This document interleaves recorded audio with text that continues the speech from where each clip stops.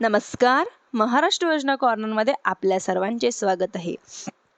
आजच्या व्हिडिओच्या माध्यमातून आपण बघणार आहोत की देशभरातील कापूस उत्पादक आणि ऊस उत्पादक शेतकऱ्यांसाठी अतिशय असा महत्त्वपूर्ण अपडेट आपण आजच्या व्हिडिओमध्ये बघणार आहोत की केंद्र शासनाच्या माध्यमातून ऊसाच्या FRP सह कापसाच्या उत्पादकतेसाठी कापूस उत्पादकता मिशन राबवण्यासाठी मंजुरी दिलेली आहे. 5 मे 2026 रोजी केंद्रीय मंत्रिमंडळाच्या पार पडलेल्या बैठकीमध्ये काही महत्त्वपूर्ण असे निर्णय या ठिकाणी घेण्यात आलेले आहे. यांच्यामध्ये कापूस असेल, ज्यांच्यामध्ये कापूस आणि ऊस उत्पादक शेतकऱ्यांसाठी अतिशय असा दिलासादायक महत्त्वपूर्ण निर्णय या ठिकाणी घेण्यात आलेला आहे. कापूस उत्पादक शेतकऱ्यांच्या श्वासात म्हणजेच की उत्पादन मिळावं व त्यांच्या उत्पादकमध्ये वाढ व्हावी यासाठी प्रयत्न केले जाणार आहे. दुसऱ्या बाजूला म्हणजेच की ऊस उत्पादक शेतकऱ्यांना अतिशय दर देऊन त्यांचे उत्पन्न वाढवण्याचा प्रयत्न करण्यात आलेला आहे.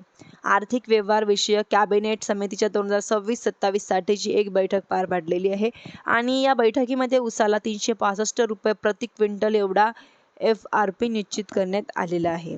म्हणजेच की आता 10.25% रिकव्हरीचे आधारित हा दर दिला जाणार आहे आणि 0.1% शेतकऱ्यांना 3.56 रुपये इतका अतिरिक्त दर दिला जाणार.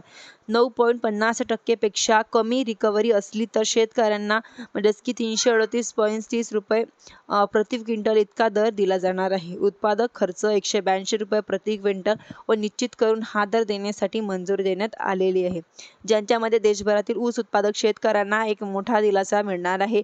केंद्र शासनाच्या माध्यमातून 2026-27 ते 2030-31 या कालावधीमध्ये mission for cotton rescue productivity अर्थात कापूस उत्पादक मिशन हे मिशन राबवण्यासाठी मंजूर देण्यात आलेली आहे. 5,659 कोटी रुपयाचा निधी हा मंजूर करण्यात आलेला आहे.